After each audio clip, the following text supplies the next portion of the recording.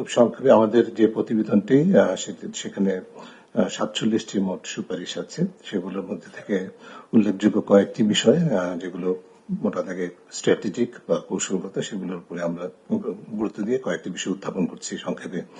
প্রথমে হচ্ছে যে আমরা যে বিষয়টি দেখেছি সেটা হচ্ছে যে দুর্নীতি দমন কমিশনের মতো প্রতিষ্ঠান কোন দেশে একক মতো বাংলাদেশেও এককভাবে দুর্নীতি নিয়ন্ত্রণ করতে পারে না। তার উপরে কেন্দ্রীয় দায়িত্ব দুর্নীতি নিয়ন্ত্রণের, কিন্তু তার জন্য একটা উপযোগী রাষ্ট্রীয় এবং সামাজিক পরিবেশ লাগে। পুরো রাষ্ট্র এবং সমাজকে সম্পৃক্ত করতে হয় দুর্নীতিবিধি অবকাঠামোতে।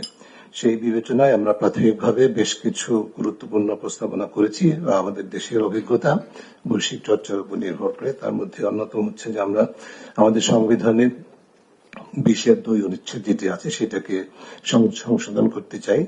সেটি হচ্ছে যে সেখানে সুনির্দিষ্টভাবে ক্ষমতার অপব্যবহারের বিরুদ্ধে সাংবিধানিক একটা অঙ্গীকার, অর্থাৎ রাষ্ট্রীয় এবং আইনি ক্ষমতাটাকে অপব্যবহার করে ব্যক্তিগত স্বার্থে সুবিধা অর্জনে যে ধারা প্রতিষ্ঠিত হয়েছে বাংলাদেশে সেটাকে তার বিরুদ্ধে একটা সাংবিধানিক অঙ্গীকার লাগবে।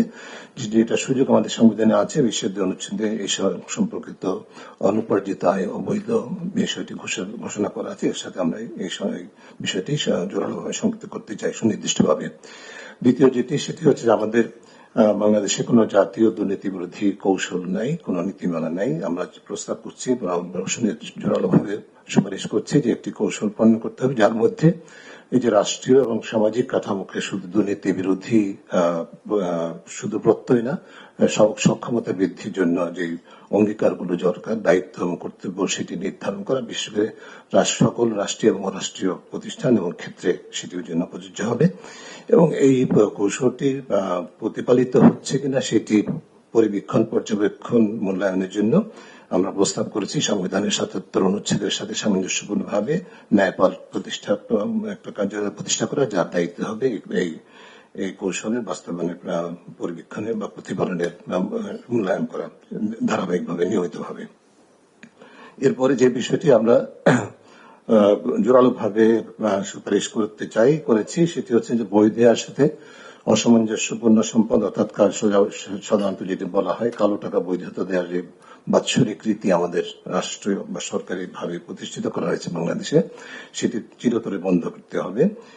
এরপরে রাষ্ট্রীয় এবং আইনি ক্ষমতার অপব্যবহারের অন্যতম যে আইনি সক্ষমতার ঘাটতি বাংলাদেশে, সেটা হচ্ছে যে আমাদের দেশে কোনো স্বার্থের দ্বন্দ্ব নিরসন প্রতিকার আইন নাই। আমাদের এই ধরনের একটা আইন প্রণয়ন করতে হবে যার মাধ্যমে ব্যক্তিগত পরিচয় বা সম্পৃক্ততার দ্বারা প্রভাবিত হয়ে যে রাষ্ট্রীয় ক্ষমতার বা সরকারি ক্ষমতার অপব্যবহারের সুযোগ নেওয়া হয় সেটাকে রহিত করা যাবে এবং নিয়ন্ত্রণ করা যাবে।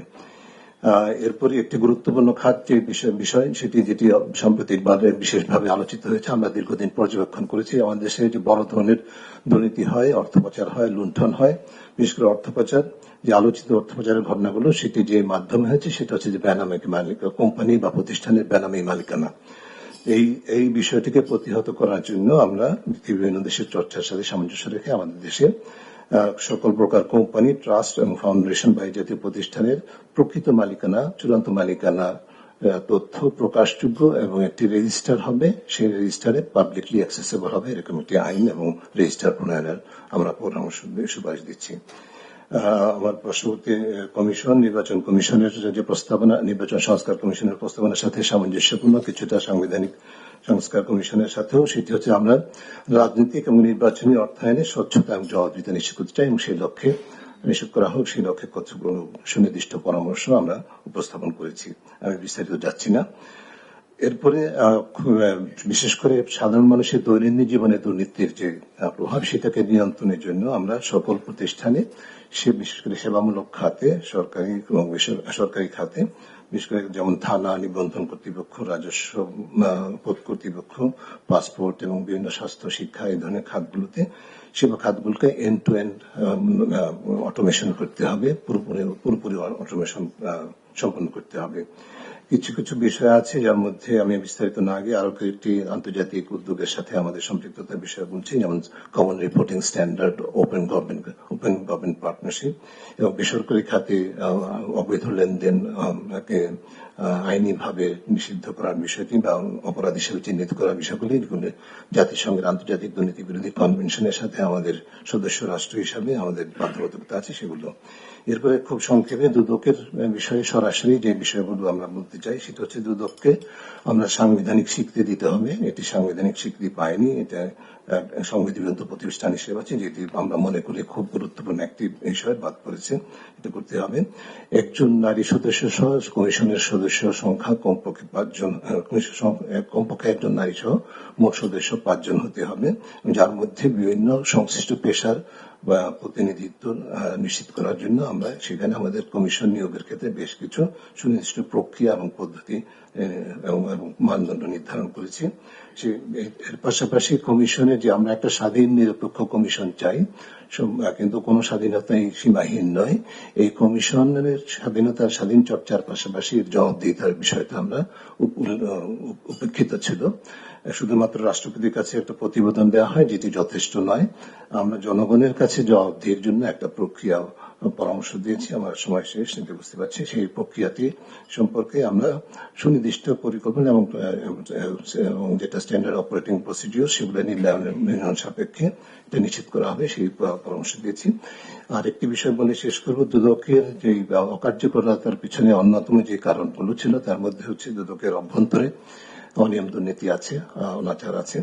সেটি প্রতিষ্ঠা হচ্ছে বিভিন্ন কারণে, রাজনৈতিক প্রভাব, আমলাতান্ত্রিক প্রভাবের কারণে বিভিন্নভাবে, এবং পেশাগত বৈষম্য আছে দুদকে। এই বিষয়কে নিয়ন্ত্রণ করার জন্য আমরা সুনির্দিষ্ট বেশ কিছু পরিকল্পনা প্রস্তাবনা করেছি, যার মধ্যে অন্যতম হচ্ছে দুদকের যারা বর্তমান কর্মীদের মধ্যে যাদের বিরুদ্ধে দুর্নীতির অভিযোগ আছে, অনাচারের অভিযোগ আছে, তাদেরকে একটা বিশেষ উচ্চ ক্ষমতা সম্পন্ন টাস্কফোর্সের মাধ্যমে তাদেরকে অপসারণ করতে হবে, জবাবদিহির আয়ত্তে আনতে হবে বিচারিক প্রক্রিয়ার মাধ্যমে। পাশাপাশি দুদকের আমরা এমন একটা প্রতিষ্ঠান চাই যার মধ্যে যারা কর্মী হিসাবে থাকবেন সকল পর্যায়ে তাদের এক ধরনের সেন্স অফ ওনারশিপ থাকবে, প্রাইড থাকবে যে তারা রাষ্ট্রীয় গুরুত্বপূর্ণ একটা প্রতিষ্ঠানে কাজ করছে। সেই জন্য যেরকম প্রণোদনার দরকার, সেই জন্য আমরা বিভিন্ন সুনির্দিষ্ট প্রস্তাবনা করেছি, ইনক্লুডিং হায়ার স্কেল, মানে বেতন ভাতার যে স্কেলটা সেটা সরকারি স্কেলের তুলনায় কমপক্ষে দ্বিগুণ প্রস্তাবনা করেছি আমরা। কিন্তু পাশাপাশি এটা কিন্তু এই শর্ত সাপেক্ষে যে এই প্রতিষ্ঠানের নৈতিক স্ট্যান্ডার্ড এবং স্বচ্ছতা জবাবদিহিতার ক্ষেত্রটি হবে সর্বোচ্চ মানের, এবং সেটা দুইটার সাথে সমন্বয় করে এরকম একটা প্রতিষ্ঠান আমরা নিশ্চিত গঠিত হবে আমরা চাই, যেটি দৃষ্টান্ত স্থাপন করে মানুষের আস্থাটা ফেরত পাবে। আমি সবশেষে বলবো যে আমাদের সুনির্দিষ্ট যে সুপারিশগুলো আছে সেগুলো বাস্তবায়নের জন্য আমরা আমাদের প্রস্তাবনা যে কমিশনের বিবেচনা অনুযায়ী একটা পথরেখা প্রস্তাব করেছি, যার মধ্যে যে সুপারিশগুলো আছে তার মধ্যে স্বল্প, মধ্যম, দীর্ঘ মেয়াদে বাস্তবায়নযোগ্য আমরা সুপারিশগুলো এবং কোন কর্তৃপক্ষ সেটা বাস্তবায়ন করবে সেটাও চিহ্নিত করেছি।